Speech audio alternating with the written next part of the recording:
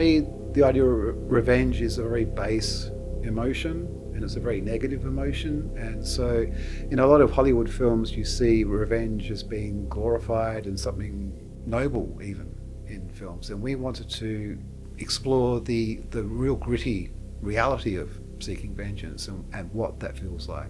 The conversations I've heard from people who have talked about revenge and expressed, sometimes regular people have expressed great desires for violence towards perpetrators in just common conversation, and I really wanted to sort of take all those ideas and serve it up in a cinematic platter and say, hey, this is what it looks like. What do you think now? The way this film approaches it is to look at, and it's what the beauty of the film, in contrast to your normal vengeance flick, is that you do look at the perspective of the offender as much as from the perspective of those who are seeking justice.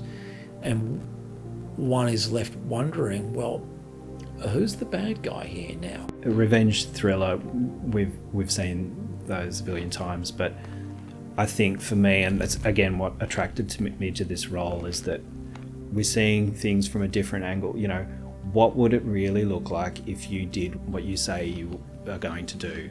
How would that make you feel? And does that actually make you just as bad?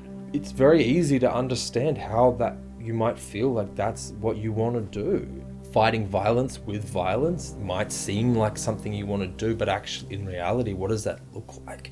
And is that really the world that we want to live in? Are they the people that we want to be? The art of motion picture making is to engage an audience, to hold that audience and make sure that they don't come out of the story anytime through the whole duration of the picture. And to walk away thinking, what would I do? You know, what would happen if somebody killed my daughter, or somebody killed your son, or somebody killed your mother? What would your reaction be? We see it on the news all the time, that news is always sticking cameras in faces and going, how do you feel? Well, nobody ever says, I want to kill that person on camera. They never do. The cost does. It takes the next step, takes you on to the next level. And then it addresses how, you know, normal two guys deal with it. And that's the cool thing about the cost. We don't try to make it pretty. This is not something that we want for these guys in any way. And I think that's the thing that makes the cost so different to any number of revenge films that I've seen in the past, is that we're there for the journey. It's not some victory or something that they get to overcome and revel in. And at the end of the day, there's nothing for them. It's pointless.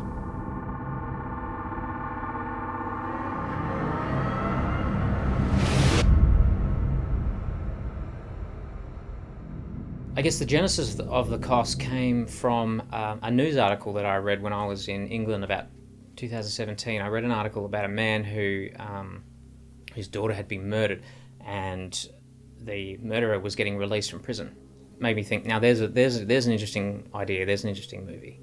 What if that guy did get hold of him? What would he do, and what would that look like? So Matthew and I had written a screenplay which we were trying to get financing for, and it was just taking so long to get there, and we really wanted to make something quick. And so Matthew came to me with the idea of shooting something with a handful of actors in a single location virtually on weekends with a small crew. And that's when he came to me with the idea of the cost, which is two guys taking a felon out into the bush to execute him for something he'd committed years before. There's been a lot of cases of rape and murder cases of women in Melbourne that became very public. I think in particular the abduction and murder of Jill Maher was quite affecting. That also stirred up a lot of emotion in me about, what if someone did that to my wife or my sister? And I also thought if I was going to go and make another low-budget film, it had to be something that was pretty... I didn't want to do anything frivolous. You know, I wanted to do something that had something to say. If I was going to put this much effort into something, it had to be a movie that had a really good point to it, and also something that people couldn't turn away from and ignore. Matthew and I live in different states. Matthew lives in Victoria, I live in South Australia. So we did our writing online, through messaging and Skype calls. And what would happen is we would outline the film first and spend many hours doing that. sort of nutting out the idea structurally where the beats are in the story. What we've discovered in writing, now we've written 4 scripts together, is we're kind of like two halves of one brain, which is really good. Every 5 minutes, one of us is going, I got a what if, and then that immediately inspires the other person's imagination.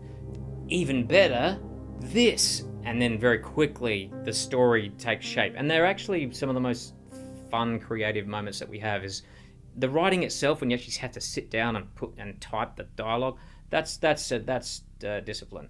But the coming up with a story, it's like idea dartboard. You're just sitting there and going, whoa, what about this one?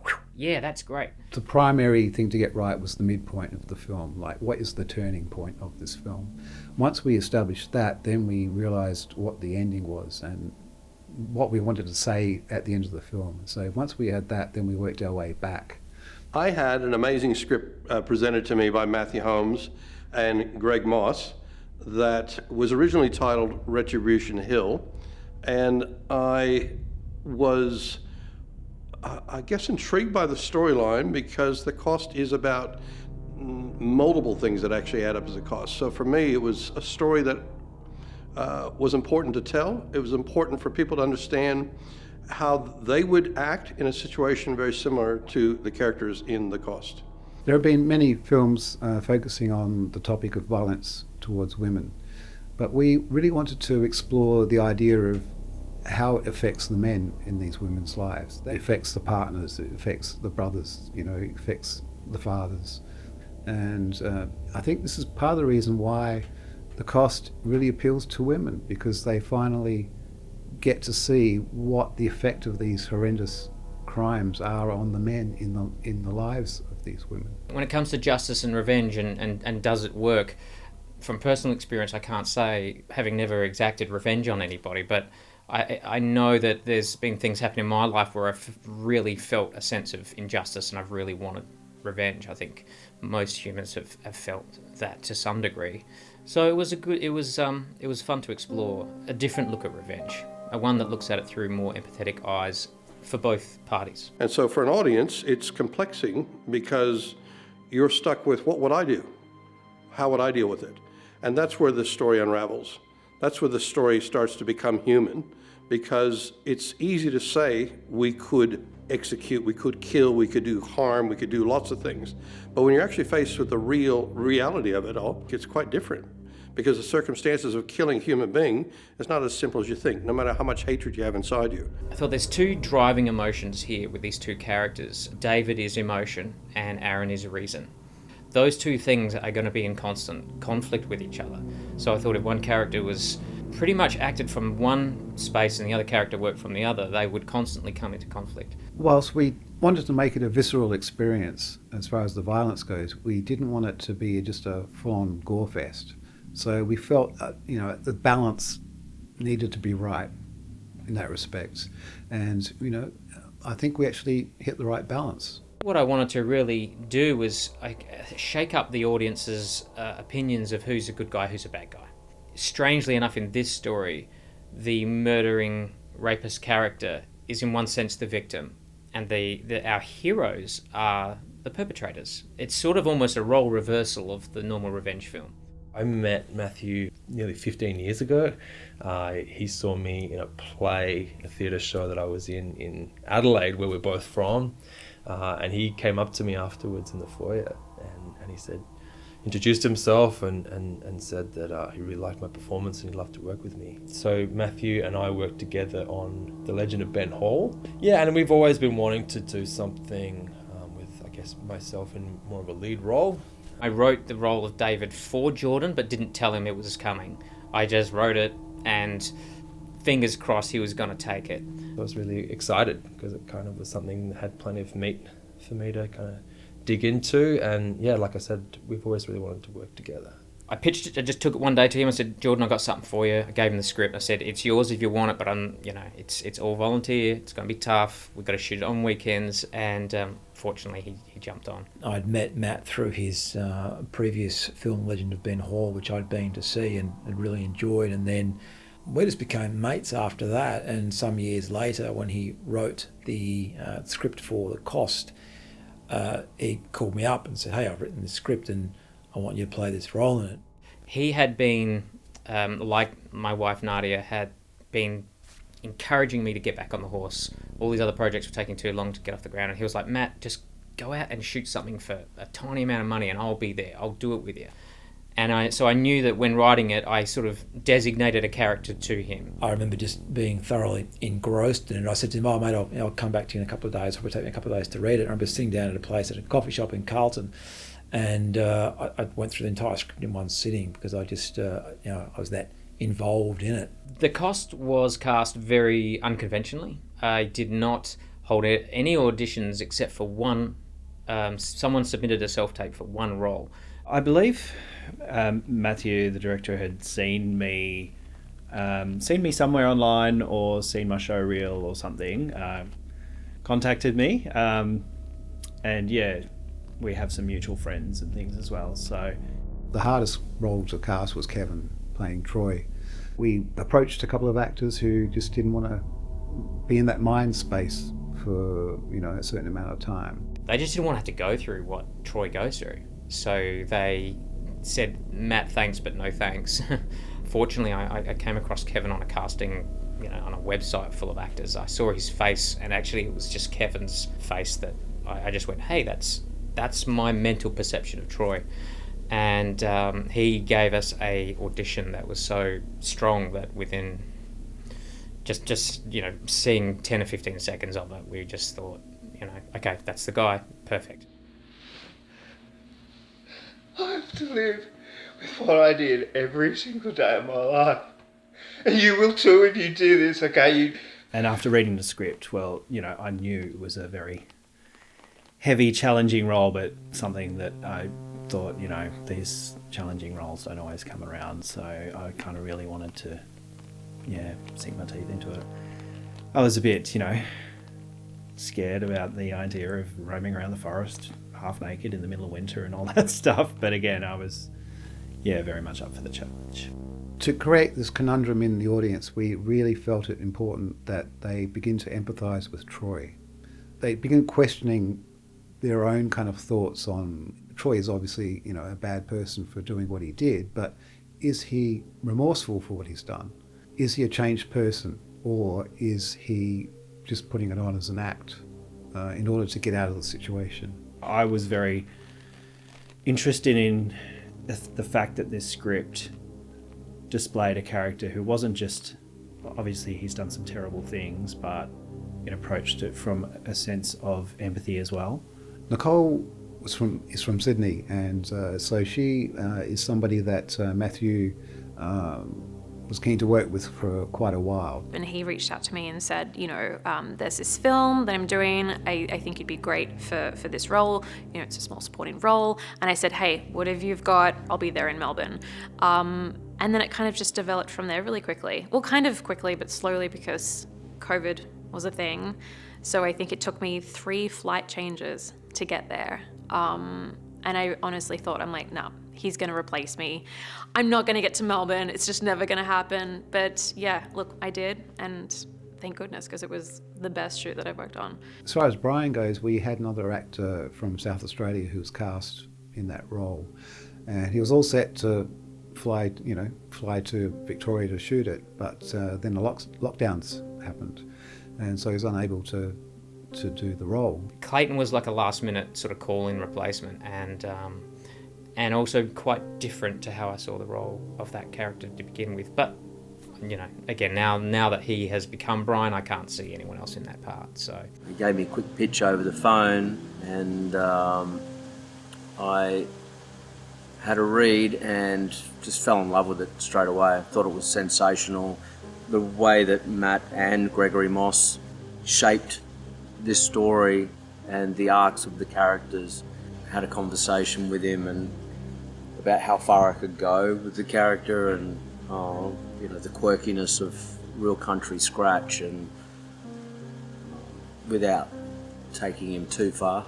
And what he provides is just that fourth entity that brings another layer to the story that you don't expect. And the end is the end. It is what it is. You have to see the picture to know what the end is. All these actors were just people that I knew, and it was just, hey, want to come and play, come and join the circus for a while. I have to be honest. The situation in this country. Australia is a great place to make movies, but it is a difficult place to raise money. So when you're doing independent productions, you really have to think all your steps through, and the whole path from start to finish is quite a long journey. It probably took, I think, just a little over a year from start to finish to get everything in place, to know beyond a shadow of a doubt we could actually shoot all the elements we needed to shoot and bring it all together in the end. So originally we wanted to make a down and dirty guerrilla style movie and keep the costs down that way. But as more and more people began hearing about what we were doing, they threw themselves into it and came on board, as a crew or and even financing the film. We had a handful of investors who invested us, 10 grand each to get the film up and running. And once that happened, it began to snowball and just grew and grew and grew. It was volunteer cast and crew. It was just everybody get their hands dirty. And initially it was, could I shoot this myself on my shoulder, But I guess as we started talking about the the concept and the script got written, we could see it was growing a little bit, but we had to contain it somewhat. In this particular case, again, Pat and Matt on the back, he is a great aggregator of tremendous talent, both in front of the camera and behind the camera. And so with that, you get a sense of comfort that, I as a producer don't need to stress about because we're able to keep driving it forward. If you let me go, I will... And of course, once we were underway and the shots were coming in, more financial opportunities came in, more money came in, and more opportunities to go into post-production and so on. So when we first went into the production, I had no idea how I was going to finish. I just knew that if I could get a film in the can, it would probably, just that act alone, would probably open up other doors as we went, but there was no guarantee of it. So it was a bit of a leap of faith, knowing that with these things, once you start, they tend to find their own, they find their own way. Action.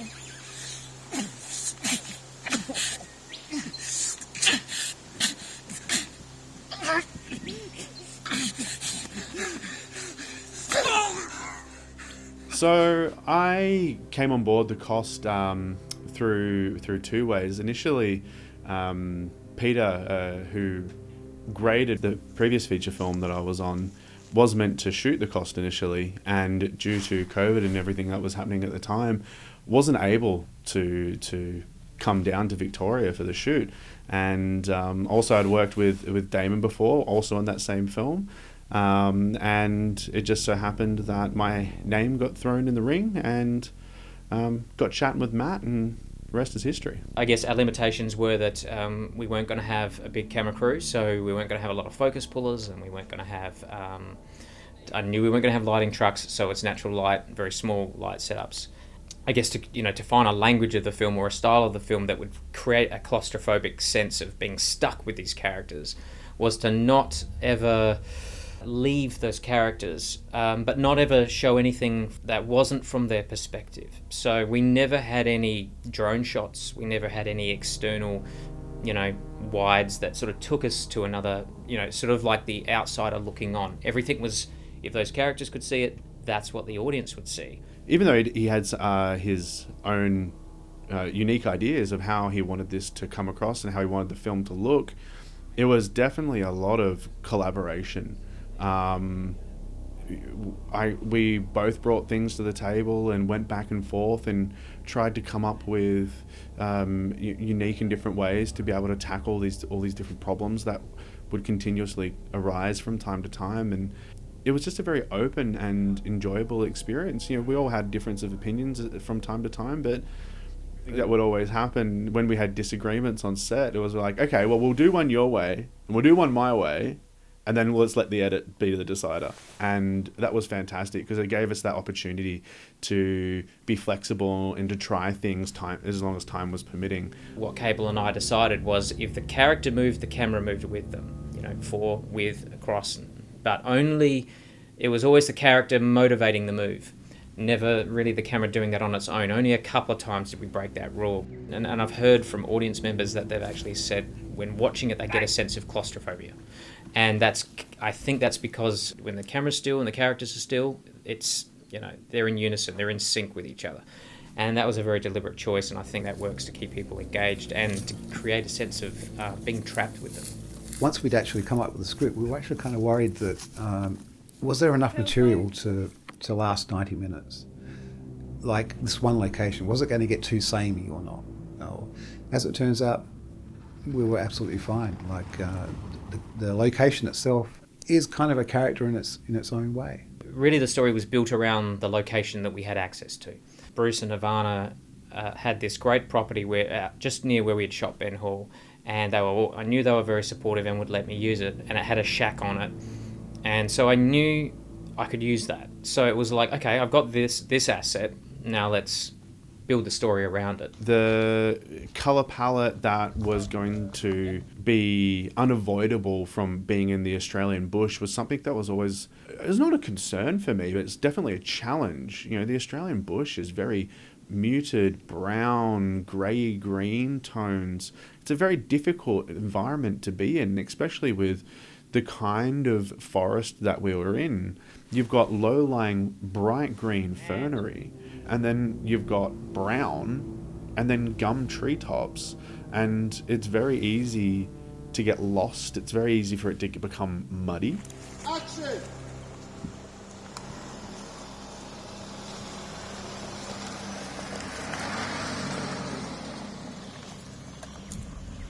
It was either freezing or boiling. There never seemed to be just a perfect temperature.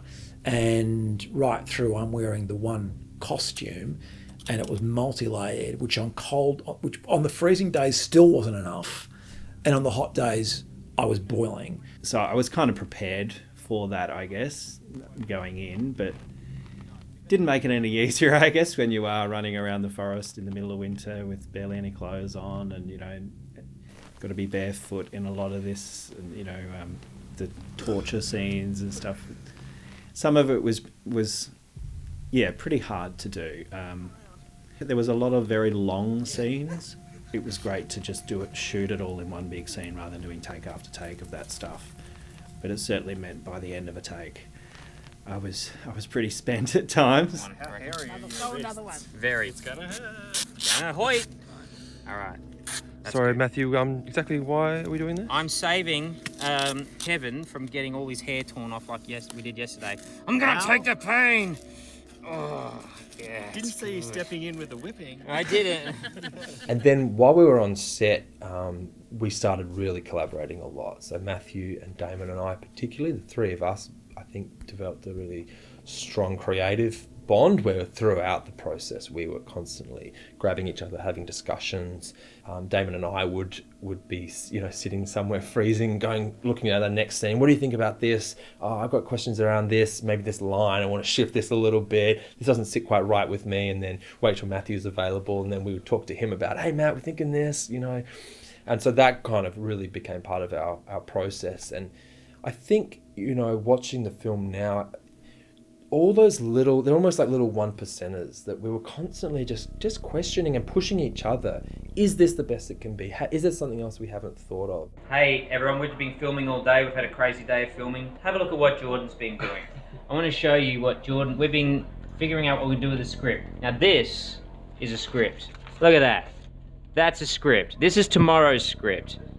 Rewrites. Chop that out. Frankenscript. This is a Frankenscript. This is what happens when you block it the day before and everyone wants to change the lines and it doesn't work. So that's what we do the night before. So that's pretty cool. Still working. Well done, Jordan. That's really good. That's the best Frankenscript I've ever seen. I can pull it off. Yeah. Now he's got to go and learn it after dinner. I remember our first script read-through I had with the actors. I said, guys, this film is going to live and die on your performances. It's not going to live and die on my directing prowess and how cleverly I can swing the camera around. It's going to be your performances. And so I really made that the focus of the movie. And I guess made that promise to them. I would give them a lot of leeway. Interpret the script how you like. I think Matt would probably be the first to say Damon never follows the bloody page. I did to an extent, but what was great about Matt was that he let us evolve the script, and so almost on a daily basis I'd be going to Matt and going, hey mate, do you mind if I don't say this, do you mind if I say this instead? And it would never be a complete rewrite of the script, don't get me wrong, but it might be that Matt had written that Aaron would say a particular sentence and I go, oh, this isn't the kind of thing Aaron would say, this is what Aaron would say. And to Matt's credit, he would always say, go with that. Or if he was in doubt, and there were times where we both said, no, this isn't going to work, and he'd say, well, no it is, I'd say, no it's not, etc., etc. And then Matt would go, okay, do it.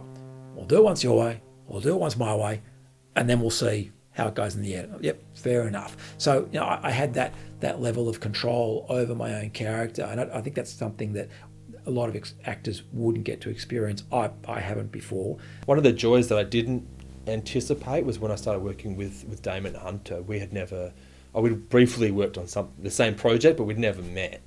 But him and I got along really well, and we brought very different perspectives to the story, and our characters have very different perspectives. Both of those actors had relayed to Matt that they would prefer to keep their distance from me before shooting, not to become too chummy in any way, which I totally understand that process, and I think that worked well. But having said that, they were very, very supportive in terms of when there was some pretty tough days on set in terms of my safety.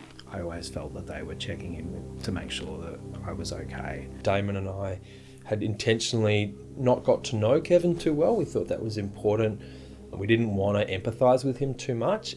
And interestingly, I found as we continued to film, that broke down more and more with Kevin and I, which is totally appropriate for the storyline. And let me just say, if Aaron had been a friendly character, I would have been friendly all the time outside of the role as well. I just want to make sure I stay in the role no matter what the role is. It was very, very collaborative, and actually I found doing this, I actually really enjoyed it. Rather than being such a stickler for the script, I really enjoyed the process of letting them, showing me what they got. There was a moment that was particularly funny, but I'll admit that it was completely contrived by myself and Jordan, and it was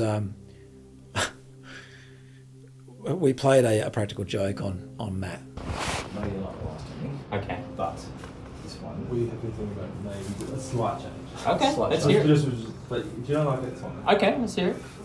Jordan and I, almost on a daily basis, would go up to Matt with some idea of something else we could do in the film. Jordan and I thought, well, let's really have some fun with this.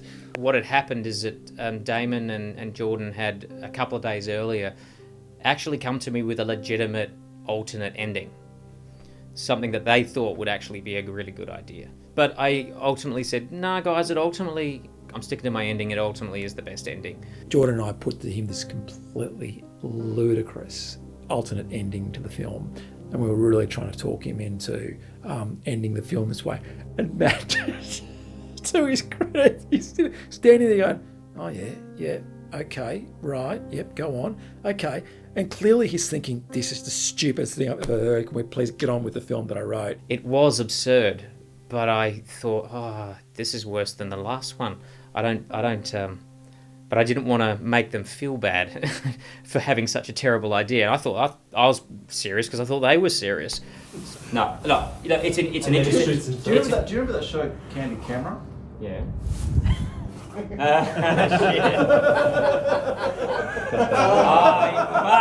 bastards. Got a good one, fella. Well done. What shit are they coming up with? You were recording too, eh? Oh my god. But kudos to you, mate, for listening to it. There was, I think, a moment of levity we all needed, and that was good fun. I think it was a good bonding moment as well. We all had a good laugh at that. Some of the things I put Kevin through physically, accidentally. So in the film, I whip him with these pieces of plastic. One of the shots, we are filming from his head up, essentially, and he was wrapped in a protective body cover.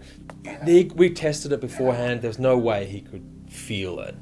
And it's a section in the film where David, my character, just lets it all out and physically unleashes. But in trying so hard not to hurt me, he almost overcompensated, and the whip flung around and hit me on the back. And I still remember, whipping, and there's tears crying, and I'm yelling, and behind him is the camera with all the crew all standing there. And as I'm whipping, I suddenly just see everyone go. I remember in the middle of the take, hearing Michelle, the makeup artist, audibly gasp. And, as an actor, we're trained to keep going until someone yells cut, you just keep going. And I'm still sort of doing it, and then suddenly they call cut, and everyone goes, oh my gosh. And I think, oh no, I've hit him. And what I realized happened is I was trying so hard not to hit him that I was whipping him as low as I could, but by going so low and bringing the whip to the bottom, it was actually causing it to wrap around his body and come up. And the strap actually came up over the protective layer and lashed him across his back. And he had a nice red welt. There was a few little physical scars along the way, but I would rather have that than not put myself into some sort of pain. It helps me get into the role, I guess, if I'm feeling a little bit uncomfortable, I felt extremely horrible. He said it didn't hurt too bad, but it looked awful. I remember Michelle, who was our lead hair and makeup, she said, well, at least I have a really clear understanding of what it should look like now. So I like reminding Jordan of that, so that's probably my favourite memory. Clayton was a lot of fun. Yeah, we had a lot of fun working with him. He's an incredible actor, and it was a real joy to have him kind of come into this what had been such a tight-knit little group, and he brought so much to the film. A lot of fun to play Brian. Would love to play him again. Very, very easy to just go off page with, which I love about characters. There was a lot of running and certain things that were uncomfortable to shoot, but we got through it, and credit to the crew for being out in those conditions. It literally went from freezing to very hot up there in Western Victoria, so they did a stellar job. In my mind, Brian is the title, he's the cost. He's the innocent victim in this plan that unravels. And so we really felt that he needed to be a character that you could sympathise with. And so we're very fortunate to have Clayton cast in that part because he brings a certain levity to that character. Toilets and shit. Exactly. Yeah, you guys know how to charge, don't you? Like wounded bulls. Yes, we do. Interestingly, Nicole and I, who plays my wife, we never met until our cast and crew screening. It was amazing when I first met her because I felt like I had all this relationship and history with her because I'd done all this work, and I used her pictures. I did a lot of personalization to build relationship with this person that I'd never met. Her essence is at the heart of the story, which I love, and all three of the lead characters are all connected to her somehow, so she really kind of drives that, drives the film, which is really nice. Even though she's deceased as the story begins, her presence is felt through the entire movie because she's constantly referred to by the characters in the film. So in that respect, she is somewhat like Laura Palmer was to Twin Peaks. She was a presence all the way through, and so Stephanie is very similar in that respect. That scene with Nicole, especially in the back of the car, there is a sense when you're out there shooting a scene like that you're getting a little dirty. You're asking, the loveliest man in the world to act like he's doing the worst thing in the world. Nicole and I, just the nature of the film and the time we had and how we shot it, we hadn't really had a chance to meet beforehand. We just made sure that we checked in with each other and were comfortable and knew each other's boundaries and all that stuff before we went into it. Kevin, quite a few times, I think he freaked out that he would hurt me. I did end up with a little bit of a bruise just on my stomach, but that was because a lot of lifting.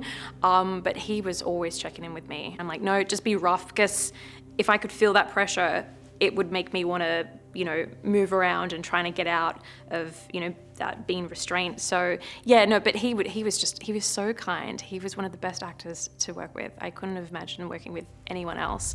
I naturally became pretty teary, especially with one of the scenes where it goes into that rape scene, and I'm pushed over onto my stomach, and I started to cry because I have not long just lost my dad. So there was bits and pieces that I could kind of draw on from my own life. Not the same thing, but things that I could that would get me there emotionally. After a particular take, she just had to wipe away some tears, and I saw that in her, and I was like, okay. I think I might have even gone to cable and said, okay, mate, let's just give it 10 minutes. Yeah, it was just, he created such a safe space for me to just, I was quite vulnerable on a few of the scenes, and really easy to work with, really collaborative as well. If I had any ideas or if I wanted to do this, he'd be open to kind of anything if it worked and added to the story. I certainly would go home and have a long hot shower after each day and kind of wash it all off. A picture like this, it's difficult because the elements of drama are high, the stakes are high, and these actors have to perform each time they're on camera to a level that's consistent with the last time. And so when you add a lot of time in between, it can be difficult. Yeah, there was a few challenges, I guess, technical challenges that came across the time frame of shooting this film. Particularly, we shot this through COVID.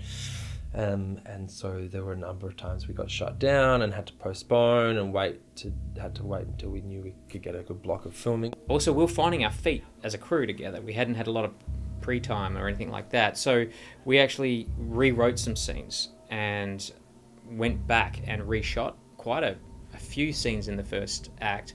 Everyone has said, oh, you got shut down during the lockdowns. Oh, how disappointing. Well, I found it a bit of a blessing in disguise because we actually got a stronger movie out of it. On the cost, we had an incredibly small and agile crew made up of a number of assistants, of ACs and camera operators as well, which we sort of had a bit of on a rotating roster depending on when people were available. The majority of this film was shot over weekends and weeknights and whenever we could all get together, especially having to work around things like lockdowns and stuff as well.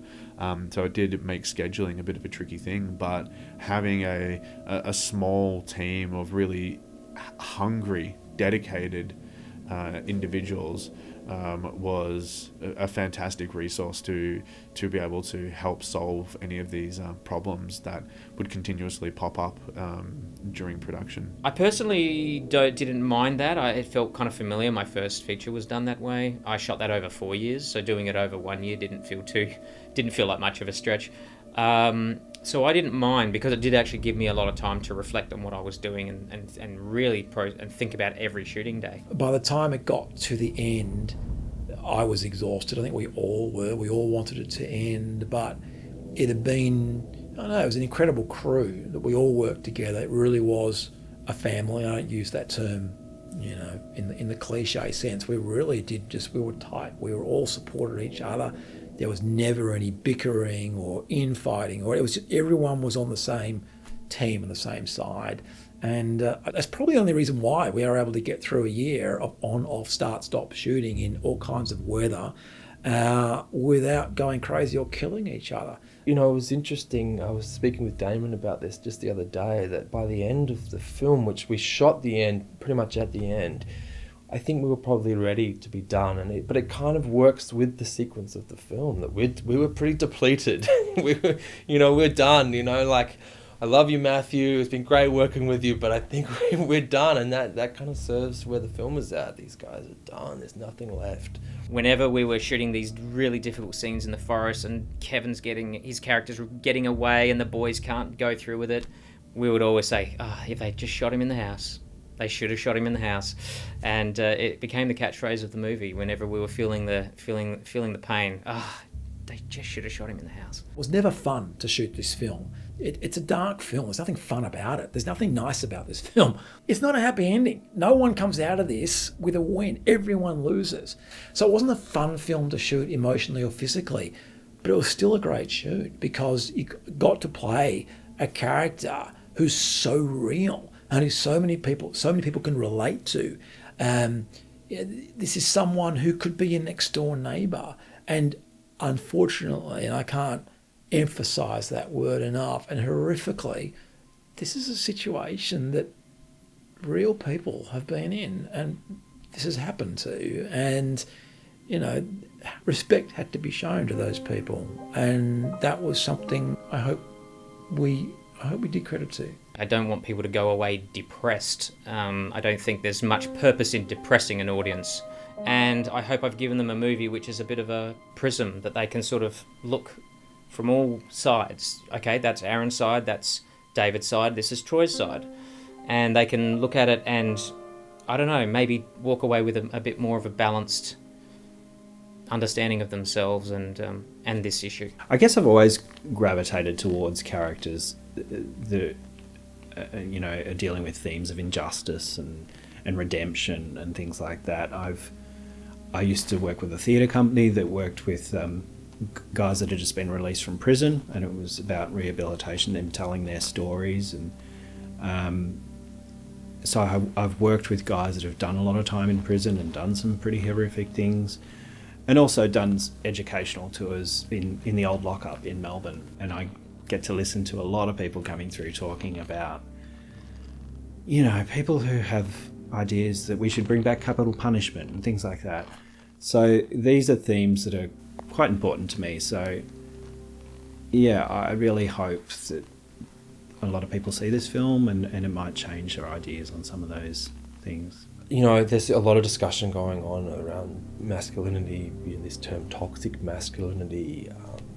Violence is rife in our society, and I believe that we as men have a real responsibility to speak and to stand up, and I know often when these in the media when these things come up and are put under the media spotlight, often there are calls from women to say, where are the men? Why is it so much of the advocacy that is happening is coming from women who are far more impacted by violence than the men? And I think that is part of the shift. There's a lot of shifts that need to happen, but that's one of them, is that as men we need to find, well, what's our role in this? How do we stand up as well and be part of this story and ensure that we are advocating for the world that we want to live in, that is based on respect and holding other men accountable and encouraging other men to take responsibility for their actions and to challenge themselves and to be reflective.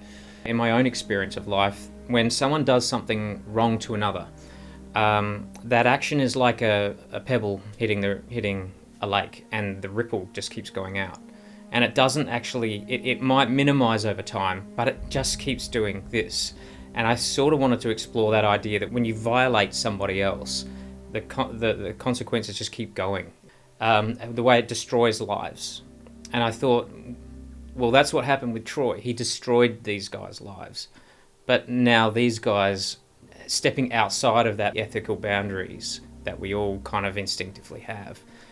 And it's gonna have an effect on the innocent, because whenever you do something wrong, the innocent suffer. Someone who you didn't intend. The thing I'd like audiences to take away from the cost the most is the idea that next time someone tries to, fuck you over, maybe seeking revenge isn't such a great idea, and in fact it could make things worse.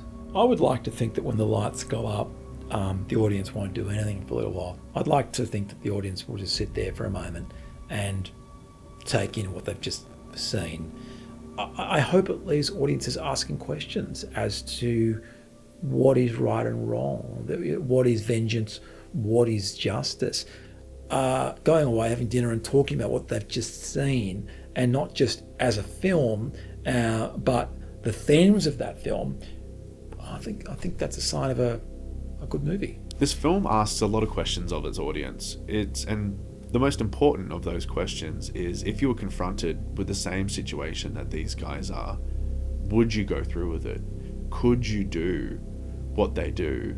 And if you did, would you be able to live with the consequences of your actions?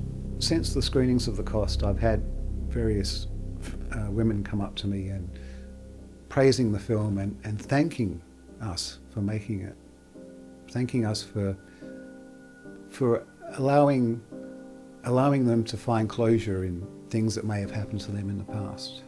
And really, that's the greatest thing you can ask for when you make something like this, is for it to have such an impact on someone's life and make their lives perhaps even better. You know, there is a great majority of men who are as appalled by the violence towards women in society as anybody is. But what I guess the movie explores is whatever's in them, the people committing the extreme violence, if pushed in the right way, that darkness is also in all of us, even though they're good people. All they need is the right ingredients, and they can very quickly tip over into being as bad as the people that they are pointing a finger at and saying, how dare you, how could you? Before they know it, they're faced with their own darkness. They're tarred with the same brush. And I think it's, again, another cautionary tale about keep that side of you that is positive, those feelings for justice and those feelings for protection. You know, they're positive, but keep them positive. Don't let them get tainted by these extremely negative parts and undercurrents of our nature.